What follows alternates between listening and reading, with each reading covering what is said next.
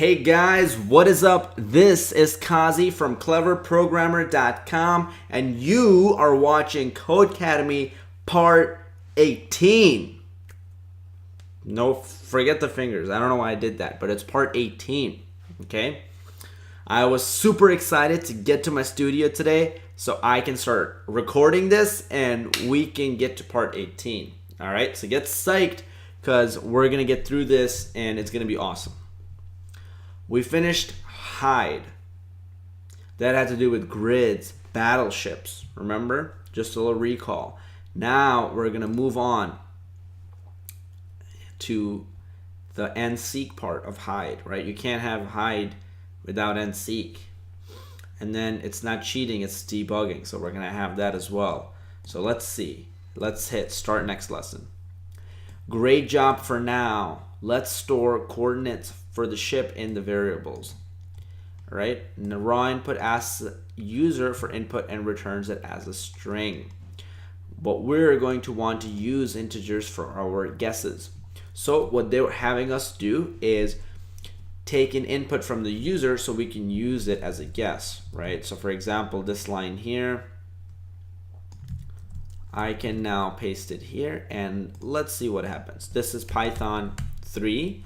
So raw input won't work. So I'm going to copy this and I'm going to use it in my idle, which is opened in Python 2.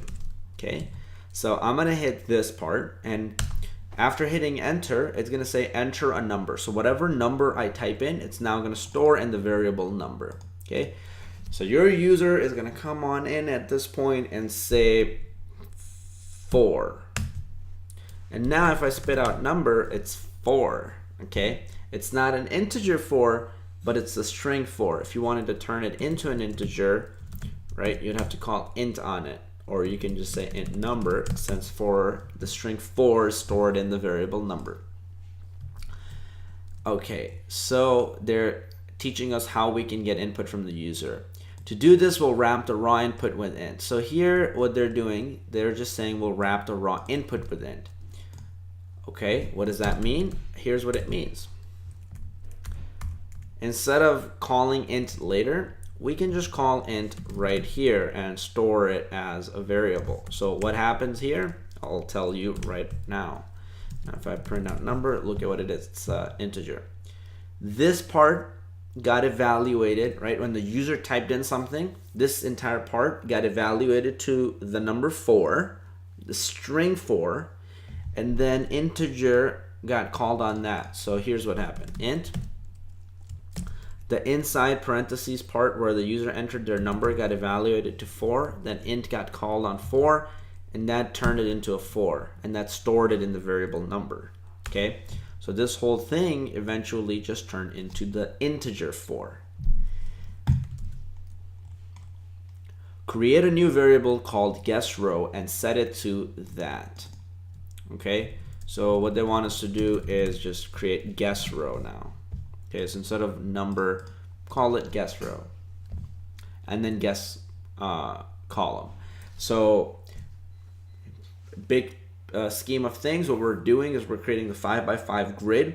We're randomly selecting some square there to hide our ship, and then we let the other player try to see where the ship is. Or the other player could be you, maybe playing against the computer, and you have to guess where the ship is. So you have to give the row and the column to attack that point in the grid. Okay, so 2, 1, right? Row 2, column 1, that would mean it's 2 rows down and 1 column over to the right. That's the right from your perspective, probably. From my perspective, the right is this. Okay, so let's do exactly what they're saying. GuessRow is equal to int. How I write this a lot of the times is I write the inner part and then I write the outer part, because that's actually how Python will read it. So I'll do raw input, guess, column, okay, and now once the user gives us something, they'll store it as like a number, and then we should call int on that number, right? So that's the logic behind why we need to now call int right here. Okay, once this part gets evaluated to like a string 4, int gets called on it, and it just turns into a 4 and gets stored there. Okay, same logic applies here. Oh, sorry, not guess column, guess row. And for this one, it should be guess column, but not row here, guess call. That should be good. We should now simply be able to save and submit. It's taking a second, so I'm gonna refresh the page, but I copied the code. So just in case everything is gone, we should be a-okay. Guess row. Okay, I'll say 4, and guess column, I'll say 3. Okay, those got stored in there as integers. You see that? No strings around that bad boy. It's not cheating, it's debugging. Awesome. Now we have a hidden battleship and a guess from our player. In the next few steps, we'll check out the user's guess to see if they are correct. Okay, so in the next few steps, we're going to figure out how we can detect what the user guessed and check it against the random hidden ship location. If it's correct, then the ship maybe sinks. Otherwise, it doesn't sink and we keep playing. So you can already probably imagine it's going to be some kind of, if-then kind of situation. And if we want to play the game over and over again, what helps you do things over and over again? Does it sound like loops? So maybe we'll have to put our entire program in a giant loop. Okay, so already start thinking about that. While we're waiting and debugging this part of the program, it will be helpful to know where that battleship is hidden. Let's add a print statement that displays the location of the hidden ship. So we're gonna try to find where it's hidden, and so we'll print out that. Of course, we'll remove this output when we're finished debugging, since if we left it in, our game wouldn't be very challenging. So right now we're just doing it for debugging and seeing where the hidden location is, but if we had it for the game wouldn't be very challenging because you'll see right away where you hit it, and then you can just guess the right row and right column and win every time. So print ship row and print ship col, short for column. Okay, 4, 4. Okay, so we guessed 4, 4, but the actual location was 1, 0. All right, hit or miss. So now we're gonna detect if we hit it or miss it probably. Okay, now for the fun.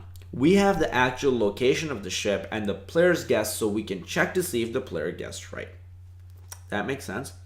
For a guess to be right, guess column should equal ship column and guess row should equal ship row. That also makes sense. The column should match and the row should match, right? If you want to guess the correct location. Row should match with the column and vice versa. So I think you get the idea there. The example above is just a reminder about how if statements work. I think at this point you have plenty of practice. You understand how if statements work. So try to write it without looking at the code and then come back to this video. So here's how it works. If guess row equal ship row and guess col equal ship col, then we're gonna say print step 2. This is what I'm reading now. I just translated step 1. Now we're on step 2. In that case, print congratulations, you sank my battleship, and boom. Okay. That's pretty good. That's kind of the logic of the game right here.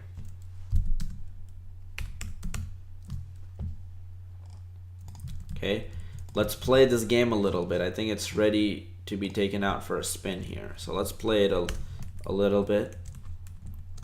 And we're gonna cheat. We're gonna put this print statement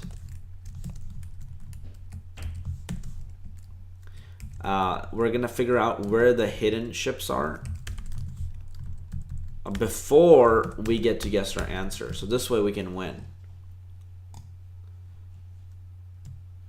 Evaluating a command undefined. What command is undefined? I don't see any undefined commands. Okay, let's refresh this page and come back to it.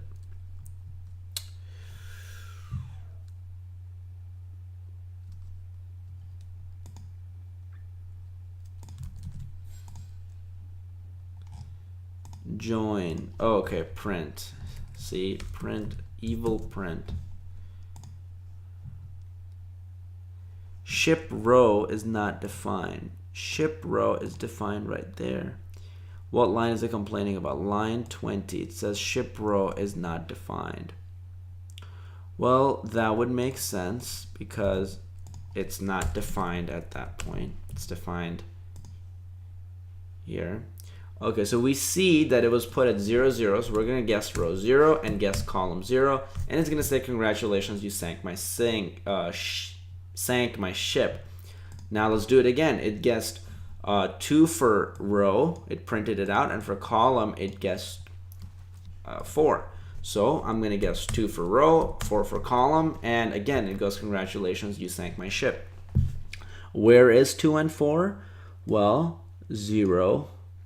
Row 1, row 2, so this is row 2, and then where's column 4? 0, 1, 2, 3, 4. So that's actually where the hidden point is. Okay. See right here. Awesome. Let's do start next lesson. Danger, Will Robinson. Great. Of course, the player isn't going to guess right all the time. So we also need to handle the case where the guess is wrong. So what happens if the user guesses wrong? Well, I would think that the user should have less guesses left, right? So let's say the user had 10 guesses. If he guesses wrong, he should have less guesses left, maybe 9 guesses. That's just my hunch. Let's see what they say. The example above prints out O, the element in the 3rd row and 4th column, because they're all O's. Add an else under the ifs we wrote in the previous step. Print out, you missed my battleship.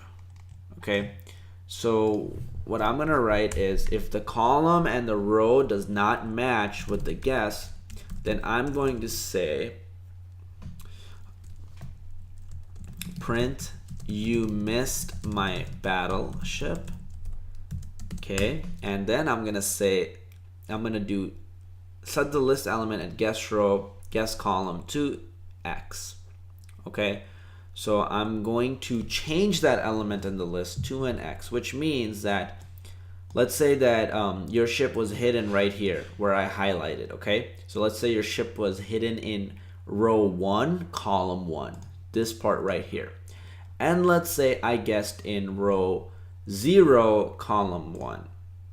So I guessed right here. Since I missed your ship, it's going to say you missed the ship, and it's going to turn this O into an X. That way, we know where I've already tried to shoot your ship, or where I've guessed already. Okay? That's what we're effectively trying to do here. So I'm going to say board, right? That's the variable board right there. I'm going to say board guess row, guess column, where the user guessed, set that location equal to X. Okay, so if you guess 0, 1, row 0, column 1, up there is going to change the O into an X. As the last line in your else statement, call print board. So now we're going to call our print board function, which is going to print out the board in a nice way instead of our regular print function. Because remember, regular print function just prints out the list of 5 elements, and which are all lists themselves, which just looks hideous. But when we create our print board function, we make it look really pretty and have each O on its own line. So you can see the X. So we're printing out the board so we can see the X, and that should be good. Okay, so let's play the game here. We're gonna guess row 3, column 2, and it says you missed my battleship, right? Because the actual location was 3-0, so we guessed row 3 column 2, but they hid their ship at 3 and 0. Now it says you missed my battleship, and it shows us that at location 3-2, that's where we tried to shoot the ship. So this is 0, this is row 1, this is row 2, row 3, and this is column 0, column 1, and column 2. Okay, let's move on. Start next lesson. Bad aim. Great job. Now we can handle both correct and incorrect guesses from the user. But now let's think a little bit more about the miss condition. What else should happen in miss? Again, in my head, we should be reducing lives or something, right? Reducing guesses or something. There should be a negative there. Otherwise, what kind of game is it? They can enter a guess that's off the board. They can guess a spot they've already guessed. Yeah, so what about if they guess off the board? Your board is a 5x5 grid, which means that the only rows you can access is between the number 0 and 5, including 0 and 5. And the only columns you can access is 0 and 5, including 0 and 5.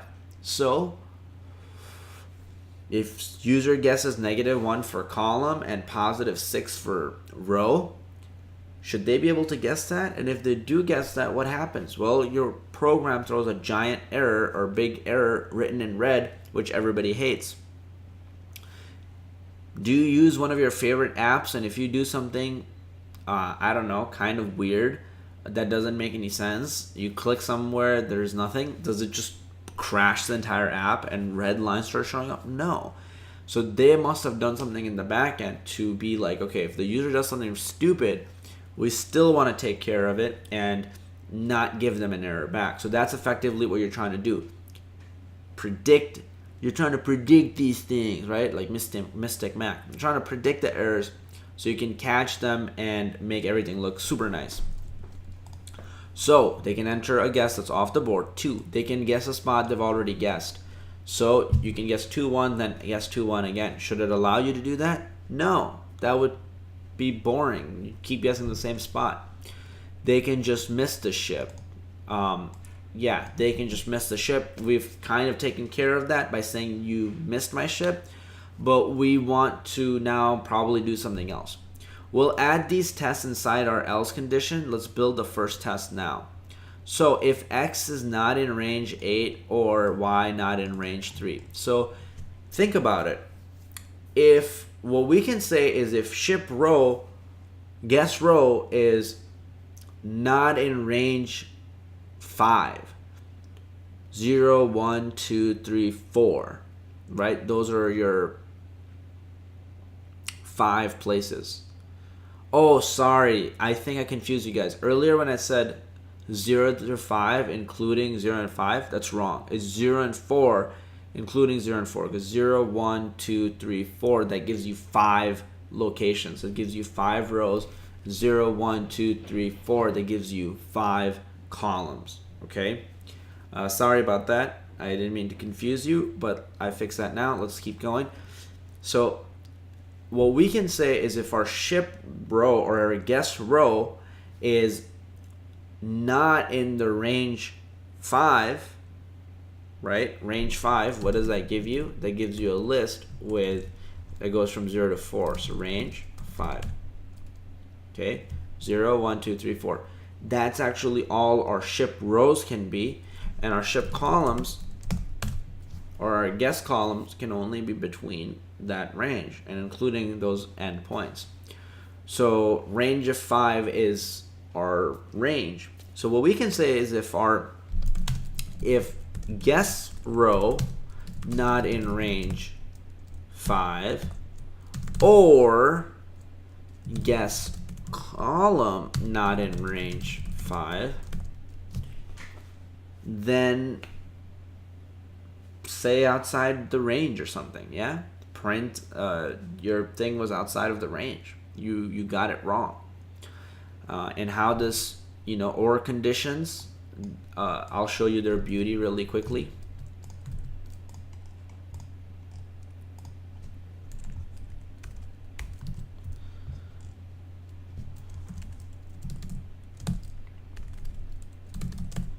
you guessed outside of the board.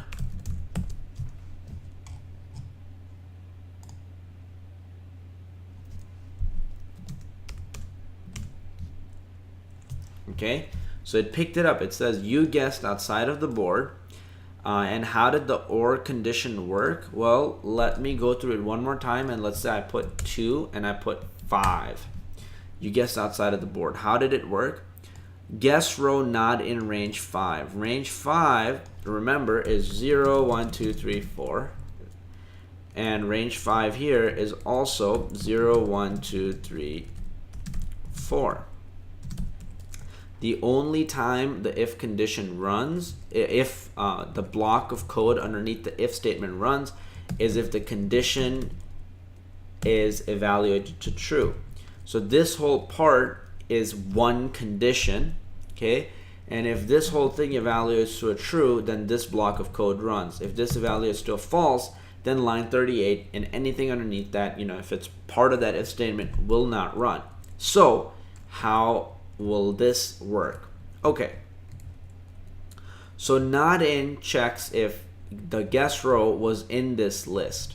Okay, for example, I can show you a trick with in, and it checks if something exists. So I can say 5 in list 0, 5, 6, 4, and you can see it said true. If I do the same thing and I don't have a 5 in there, it will say false.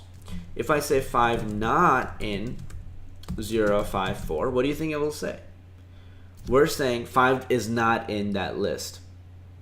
It's going to give me back false because 5 is in that list. And now if I do it on this list, it'll say true. You're right, 5 is not in that list, okay?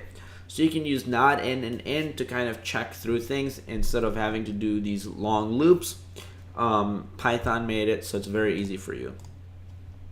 So how does this work? Guess row evaluates to some integer. In our case, it was a 2, right? We gave it a 2 right here. For guess column, we gave it a 5. So let's see what happens. 2 not in 0, 1, 2, 3, 4. Is 2 not in all of that? Right? That's this statement right here. What do you think it will be? Right?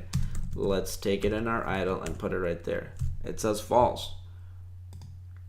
And now let's check this part. Is this part false? What's going on here? Well, if we go through this part, guess column is 6. This evaluates to a what? A false statement? Or sorry, we have 5 here. This part evaluates to a true statement, right? Sorry, idle. True. You're right, 5 is not in. So we have this statement is a false, and this statement is a true, and lo and behold, we come back to our bare bones fundamentals Boolean logic, and I've already gave you those poison and ice cream or statement examples, so you should be a boss at this and figure it out right away. What is this whole thing going to evaluate to? Don't fail me here, please. It's going to evaluate to a true, right? The only time an OR statement is false is when both of the conditions are false. So now this whole thing evaluates to a true, and our line 38 runs, okay? Hopefully that blew your mind. OR statements are not something, just used for very simple examples. You can actually use them for some complicated, cool stuff as well. All right, add a new if statement that is under the that is nested under the else. So nested under the else. This means that I'm not going to put a new if statement here. It's going to be a part of the else statement. So it needs to run every time this else block runs. So it needs to be indented. Statements like the example above, it should check if guess row is not in range 5. So guess row not in range 5, and guess call not in range 5. Okay, They did that hideous thing with the slash. I'm not going to stoop down to that level. I hate that backward slash. So what they're saying is that you can do this and hit enter and then continue writing code here and it'll see it as one line, but that just makes your code look hideous. Don't do it. If guess row not in range 5 and guess column is not in range 5, and it reads like English right at the end of the day. That's what I want you to, oh, I'm sorry, or did they do, yeah, or. Basically, what we want to do is any one of them is outside of the range, it should stop. Because if you did and, both of the statements would have to be true. You remember? With and, both conditions have to be true for it to evaluate to a true. So what that means is that both of row and column would have to be outside of the board. But that's not necessarily true. Only one of the indices, a row or a column, has to be outside of the board, and then the whole thing is false. Or in our case, it's true, and then we run like you are outside of the board or something. If guess row not in range 5 and guess column not in range 5, let's see what happens. Print, oops, that's kind of funny. That's not even in the ocean. It's almost like a disrespectful message, right? After your if statement, add an else. I gotta make it look nicer here a little bit. Else, and that else should be a part of that if statement that we wrote, right? This else is actually connected to that if statement. You can't just write an else by itself. It has to be connected to an if statement. Else, that contains your existing handler for an incorrect guess.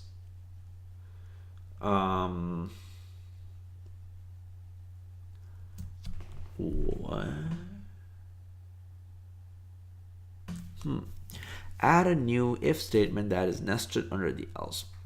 If that is the case, print out, oops, after your new if statement, add an else that contains your existing handler for an incorrect guess.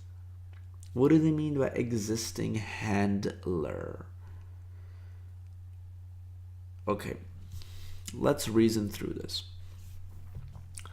If you guess my row and column correctly, you win. Hooray. If you don't, we run this else statement. Here, I mark that spot as X, and I print the board. If guess is if you guess outside of the range, I print, oops, that's not even in the ocean. Do they want me to put this whole thing right here now? Is that what's going on? So basically that's saying that if it's not out of the range, then go ahead and mark that spot as an X. Yeah, I think that's what they're saying. It's weird. Not again. Great. Now let's handle the second type of incorrect guess. The player guesses a location that was already guessed. How will we know that a location was previously guessed? Okay. Add an else if. So, okay, first of all, think about it. How can we know if the first location was already guessed? It's simple, you guys. That location has an X on it, right?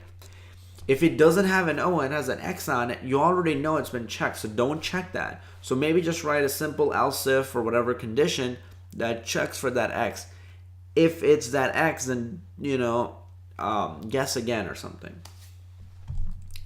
So here, add an else if to see if the guess location already has an X in it.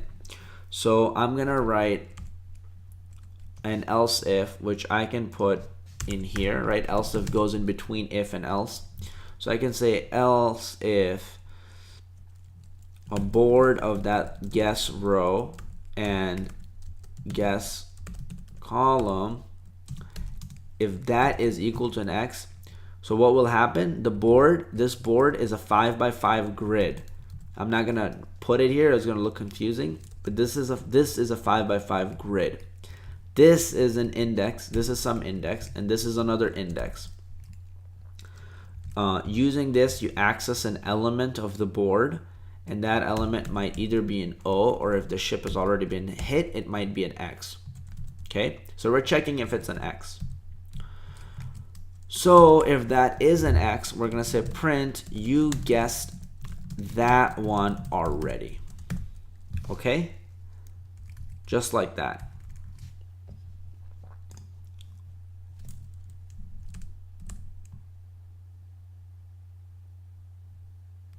I did.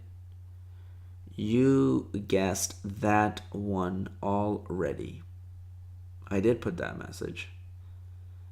Did you put that message in your else if statement? Yep, I did. Did they want me to put this else if in here? Is that what they want me to do?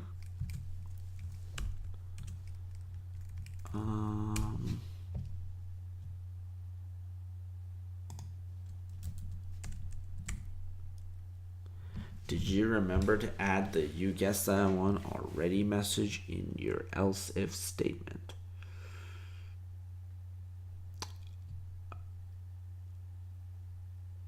I said, if that board location already has an X, print you guessed that. Oh my goodness. Okay, I didn't put a period in there. Okay, wow, big deal. All right.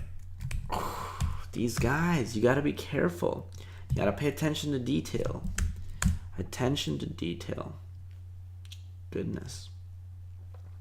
Okay, guys. So for this video, that is it.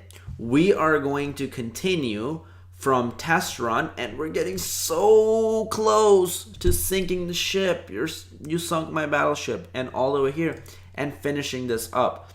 So stay motivated. You're doing a great job making it so far, because I know we're so far into this, but all good things come with hard work. Okay, so don't give up now. You're at your beast mode right now. We're at 57%, and where are we? 68%. We're almost completed with this. Okay, we're more than halfway there, and we've pretty much completed the game. We just have to do some very basic parts of it now. All right, that's it for this video. Please like the video if you liked it. Please subscribe to the channel. It would really help out. And other than that, I will see you guys in Codecademy Python tutorial part 19. Boom, nailed it this time. Take care.